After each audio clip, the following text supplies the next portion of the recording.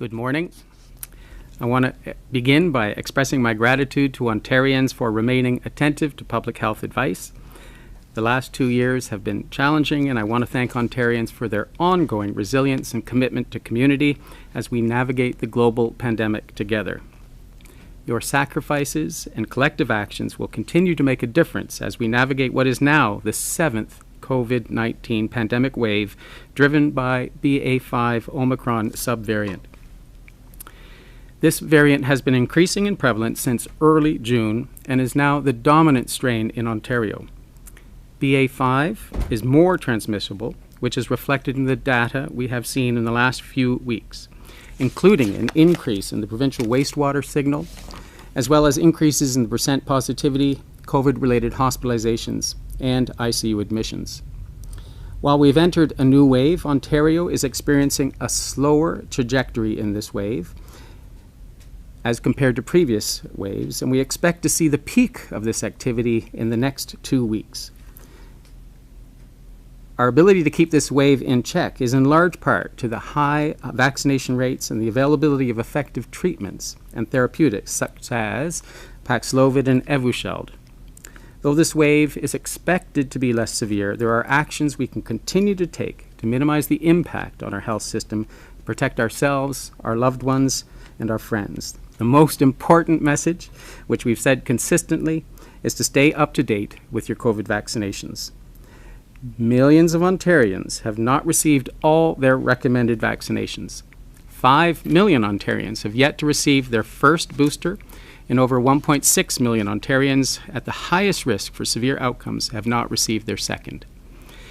These individuals are strongly encouraged to do so as soon as possible to protect themselves from severe illness and hospitalization, especially for those that are over 60 years of age. While my call for arms remains the loudest for the most vulnerable in our communities, we've made the decision to expand the eligibility for second boosters to include Ontarians aged from 18 to 59 years of age. Beginning July 14th, individuals in this age group may choose to get a second booster if it has been 5 months since receiving the previous booster dose and at least 3 months after any COVID-19 infection. While we're making this option available, it is important to note that healthy, currently vaccinated individuals continue to have significant persistent protection against severe disease even 6 months after the last dose. However, there may be individuals with personal or medical circumstances in those age groups who may benefit from an additional protection of a second booster. Ontarians, if they have questions, may speak to their healthcare provider about whether getting a second booster dose is right for them. Additionally, if you are at increased risk for severe illness, have a plan for accessing PCR testing and treatment if you develop symptoms. Our community access centers remain open.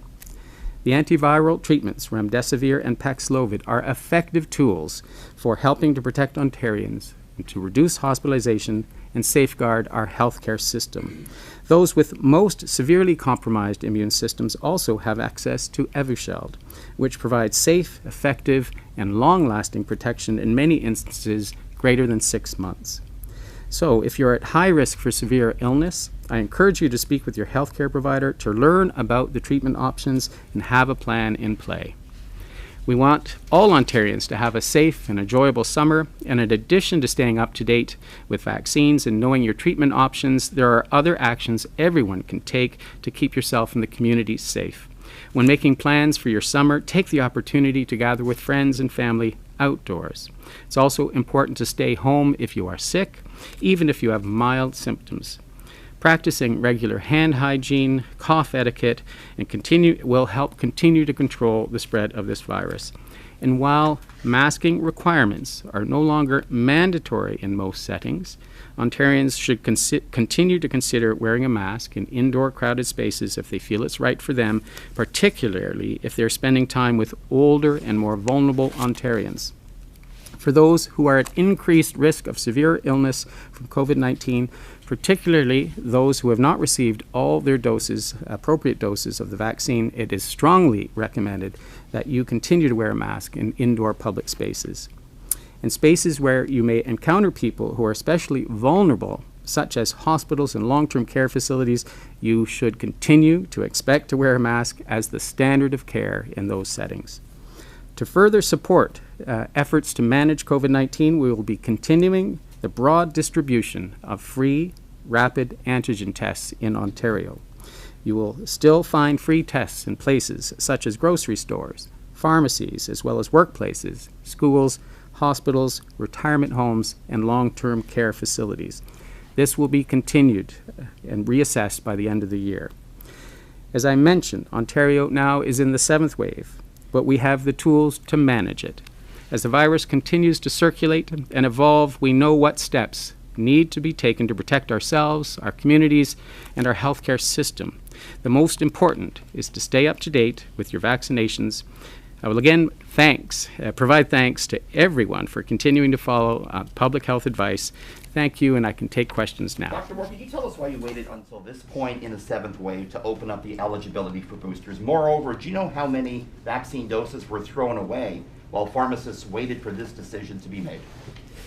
So, as you've heard me over the last several weeks, we've been having a call to arms for those that are the most vulnerable, so the 5 million Ontarians that haven't had their first dose and the 1.6 million that haven't had their second dose. That's been our consistent and persistent message. We're now opening up eligibility to those that have between 18 and 59 years of age that have evidence to support them getting a second booster dose. So that primarily those who should consider getting that vaccine are those with underlying medical illness, because they'll get the greatest benefit. So if you haven't had your booster dose yet, you're between 18 and 59, and you smoke or have diabetes and or any underlying illness, please consider getting that booster dose. This is timely advice for the general public.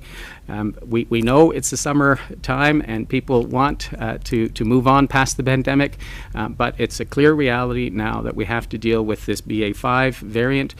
We need all Ontarians to come forward to get vaccinated. As far as wasted dosage, we are meeting a standard of care consistent across Ontario and can have those numbers to you in the next couple of weeks. Am I going to get the second booster dose in pharmacies anywhere different? And what about kids? Are they eligible for a booster, doctor? So right now it's 18 to 59, and thanks for that question. All our pharmacy partners, public health units have been briefed, as well as those that provide vaccine in their primary care clinics are absolutely willing to provide the vaccine. Our capacity at present is roughly 100,000 Ontarians a day that we can vaccinate, and although we've had a significant increase in the last several weeks, we're up to roughly 16,000 people immunized yesterday. We have capacity to immunize anyone interested in maintaining the level of protection we need to combat this nasty, aggressive virus. Dr. Moore, you said that you have protection up to 6 months if you're healthy, and that's like a lot of people I know in the 18 and above age group got the first booster in December. So are you saying if you're in that range, like you got it in December or January, should people be thinking about doing it now? Yeah. So we know that we have persistent and powerful immunity stretching past 6 months in younger and healthier people.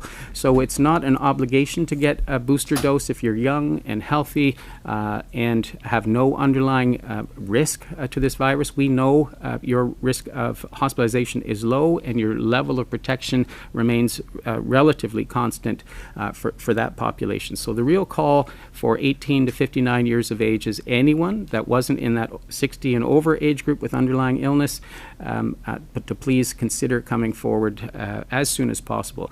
Another point I want to assure, if Ontarians get a dose, this second booster dose, we will have a minimum separation between the fall dosing and this dose, but it will not interfere with your eligibility for the fall, which is a combined vaccine which may have two different strains of COVID-19 in it.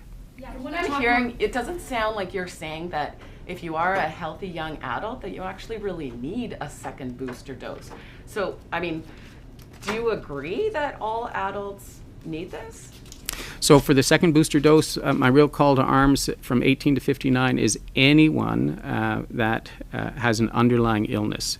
For the general healthy individual, a healthy 19-year-old, at this point, if they've had their 2-dose initial primer and a first booster, we know your level of protection is going to be very good in the next several months, and we I would advise that it's not absolutely necessary at this point, and that you can wait for the fall booster dose at that point. So this dose is really for those that are vulnerable to this virus to continue to protect. We absolutely are monitoring internationally, as you're hearing. There will be other strains that we need to maintain protection for and protect our health system for, and hence the increase in eligibility today is not just for this wave, but subsequent waves that will be coming that we're all anticipating. But those people were already eligible, people that were immunocompromised and seniors. So why expand eligibility if you're not really strongly encouraging other people to also now get it? Thank you. So if you're 18 to 59 and immune suppressed, absolutely you should have a 3-dose primary series, your first booster, and now a second booster. We'd anticipate that those individuals who are immune suppressed in Ontario should, at this point, be eligible for 5 full doses. For the general population, our call is for those with any underlying illness, whether it's related to your heart, your lung, kidneys, liver disease, immune issues. Those are the individuals we'd love to come forward to further protect them as we await further clarity of when the fall bivalent vaccine will be available. Do you anticipate that Ontario will have access to the Omicron targeted vaccine this fall? Yeah, we absolutely anticipate that we'll have a bivalent vaccine in the fall. We're getting clarity, though, on what that Omicron variant will be. As you've heard from the FDA, they're requesting a BA.4/5 variant be a component of that bivalent. We know the manufacturers have already created a BA.1 bivalent vaccine, and that may be available for distribution in September. So we're waiting for guidance both from the WHO, from Health Canada, the Public Health Agency of Canada, to ascertain what will be the components of the fall vaccine and which ingredient of the Omicron strains will be the core component. So some unclarity from those discussions yet. If it's going to be a BA.4, BA.5, I anticipate they'll have to ramp up production, and it would be somewhat delayed. So that might be November or December. Hence, again, the reason that we're, with that lack of clarity on what's going to be available to us in Ontario, we've opened up the eligibility for 18 to 59 to continue to protect Ontarians with the maximum level of protection from this second booster. So if you're a healthy adult, no underlying conditions, is it okay to wait for that booster?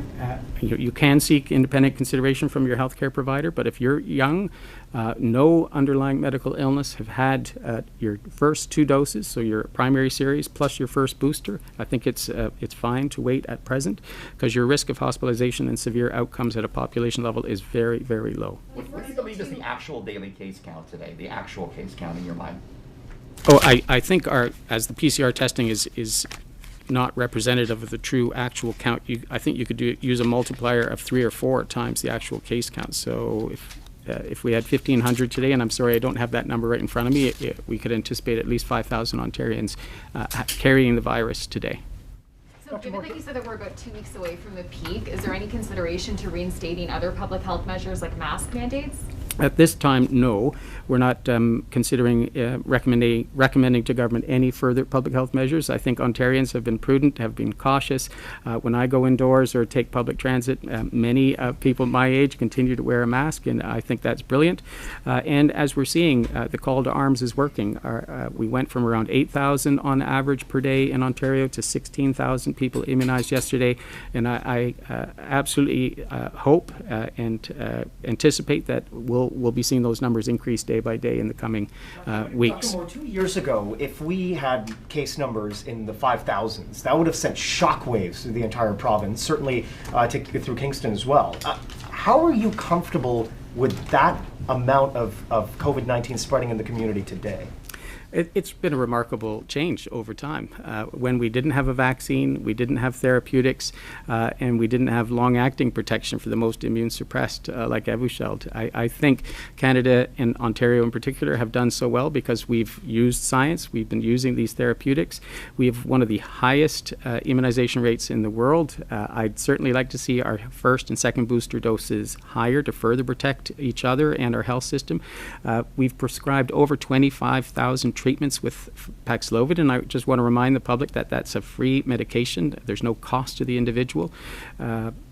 and that's one of the highest rates of prescribing of Paxlovid in the country. As well for Evusheld, we have one of the highest utilizations of that medication to protect the most immune suppressed in our community. So our health partners, our primary care physicians, pharmacies have been brilliant at prescribing, at vaccinating, at protecting our communities, and it's only because of that we're at the point where absolutely 5,000 individuals carrying this virus won't have a significant impact on our system due to the high levels of protection we have in our communities. Can I ask about the healthcare system in general? What's your assessment of what's going on in Ontario's hospitals? Because we're seeing ICUs closing, we're seeing an incredible strain, and we're seeing healthcare providers leaving the system. What is your assessment of whether or not the healthcare system is right now? My heart goes out to all the frontline workers. I know they're doing their very best. I just remind the public that they have to continue to adhere to all of the infection prevention and control measures. So they're masking, gloving, gowning every single day, changing between patients. It slows their ability to care for patients quickly, especially in emergency departments. They don't want emergency departments to be a spread of infection. So I ask Ontarians to continue to be kind, caring, and considerate with our frontline healthcare workers. They're absolutely doing their best. Certainly there are staffing issues that need to be dealt with. We need people are tired, fatigued, need their time away, and that will lead to some staffing issues. But I'll remind Ontarians, we monitor emergency department visits. 20,000 Ontarians are getting seen every day, treated and cared for appropriately. 4,000 people are getting admitted to hospital on a daily basis. The system's still working at a very high functional level, although there will be regional issues with staffing from time to time, whether it's due to COVID issues and or a rise in cases from injuries, accidents, traumas, etc. So We haven't asked anything. It's 11:18. He started at 11 o'clock. That's haven't asked a 18 single thing minutes with the about Chief Medical Officer of Health. This is the first news conference he's had since, what, May? Since before masking? Been about 12 minutes. Why do you let the health minister's PR person direct the news conference, Doctor? I hope we'll have a chance for rapid tests as well after this. Go Oh, ahead. yeah, so are you making any recommendations to the government in terms of having to redeploy healthcare staff to some of those ICUs that are struggling right now? So Ontario Health is doing all of that work.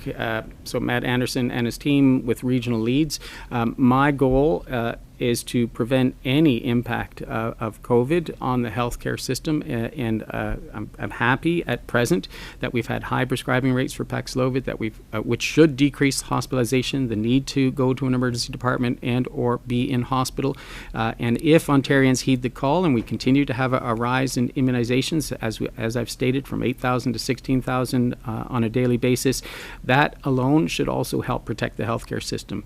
So these waves appear to be coming on every 90-day basis now, if you count between BA1, BA2, BA5, and it may be these undulating waves will have an untoward effect on the healthcare system, and we'll have to be prepared for those going forward. And certainly we're doing fall preparedness as well, and hope that the vaccine be able to system impact of COVID in the fall as well, so that we can have a strong recovery of our healthcare system and all the backlog and any surgical procedures that are there. So we're working hand in glove, daily meetings to try to respond to any threats at a regional level.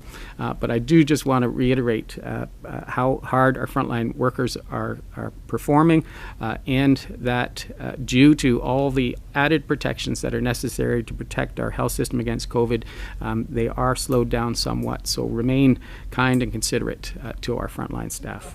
Gained by waiting for the eligibility period. We waited much longer than Quebec did. I'll just keep. Why? What did Ontario gain by that? So my biggest issue was just getting the 5 million who are still eligible for the first before we'd expand to the second, and then having a risk-based approach for the second booster dose. As you've heard, many Ontarians have yet to heed the call, although it's starting to ramp back up. So we did a risk-based assessment and risk-based approach to the first and second booster dose. Quebec has opened it up, but not many people under 68 years of age have come forward for their second booster doses. I hope our targeted approach is really to those 18 to 59 with any medical illness, any risk of getting hospitalized. Please come forward and get the second booster dose. So I hope Ontarians will understand. We did it in a risk-based, evidence-informed approach with guidance from our Ontario Immunization Advisory Committee. On rapid If you get a tests. bivalent Go ahead. vaccine, sorry, if you get a fourth dose like on the 14th, how long would you have to wait to get the bivalent? Like 3 months, or what is the actual So period? we don't have clarity yet on those, but we anticipate, like our previous booster recommendations, it can be as short as 3 months, especially if you're immune suppressed. You're just going to be finishing chemotherapy or cancer treatment of any type. So it can be as short as 3 months.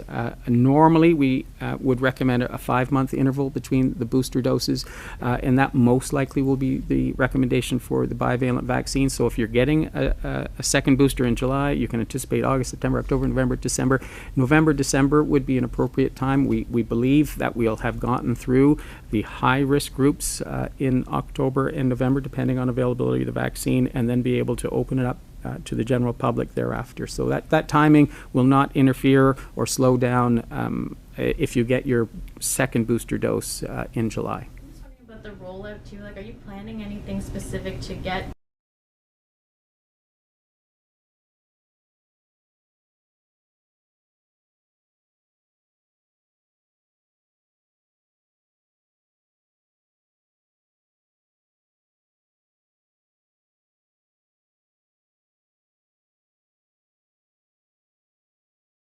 We'll work with all of the community partners in those areas to ensure that the vaccine is accessible and available, and GoVax buses are absolutely part of our strategy, as well as working with vulnerable communities. Do you expect your recommendation for young healthy individuals to change once the Omicron variant vaccines come into fall?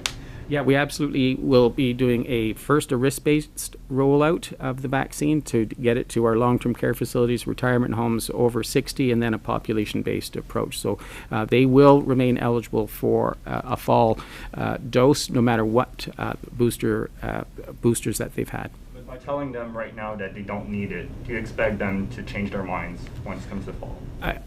We'll have further evidence on the benefit of having a bivalent vaccine. So it may be that having an Omicron component to the vaccine will absolutely decrease the risk of transmission, not only severe outcomes. So there'll be less prone to getting the virus, but also less prone to transmitting the virus. That's certainly our hope with a new bivalent vaccine, because if you remember early on, the virus was very effective at transmission and severe outcomes. And that would be our hope with a new vaccine, that we would absolutely see a decrease in risk of both transmission of the virus at a population community level and severe outcomes. So that for a younger person, that could be quite helpful.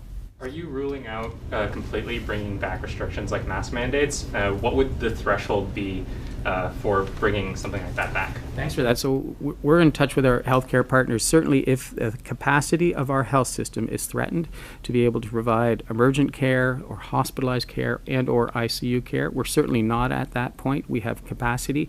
We're at roughly 70% of our ICU beds are being utilized, and we've made some projections. We're at roughly 119 Ontarians are in the intensive care unit today. That will go up over the next 2 weeks, but it shouldn't impede or impact any local hospitals' ability to care for individuals. So if that is threatened, we would make recommendations to government on universal masking in multiple settings. That's a contingency plan for the fall. It's certainly not a contingency for the present. Sorry, I just wanted to just get clarification.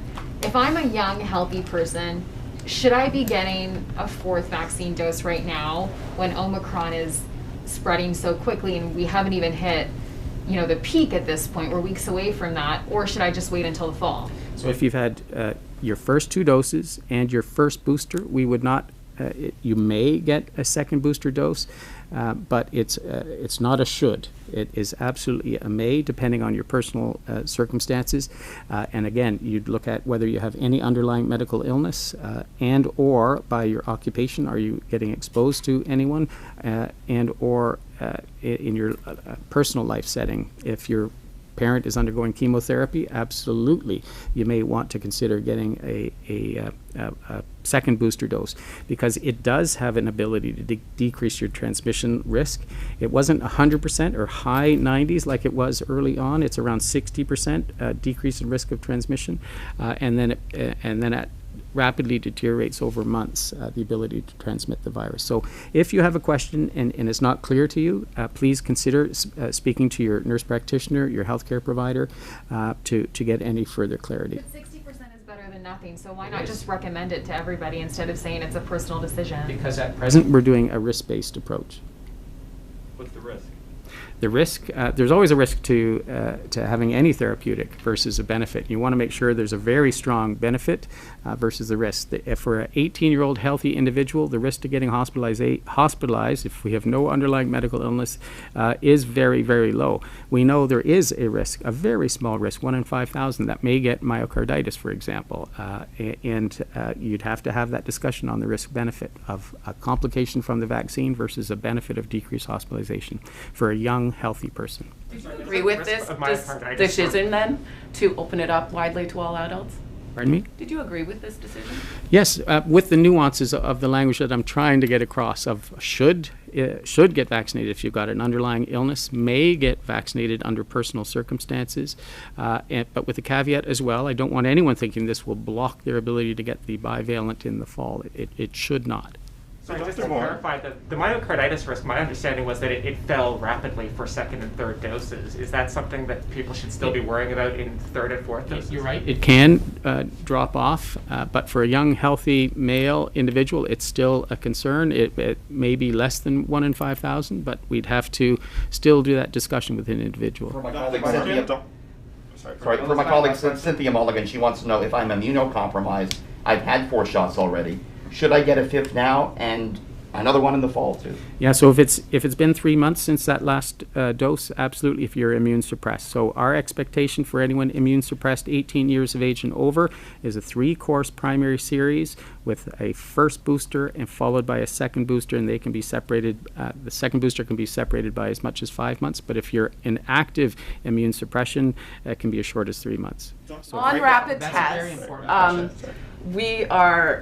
there's some evidence there that perhaps they're not detecting this latest variant. Do you see that that is the case, and what should people be doing? So the rapid tests will continue to be accessible through all of those venues that Ontarians are used to picking up their kits.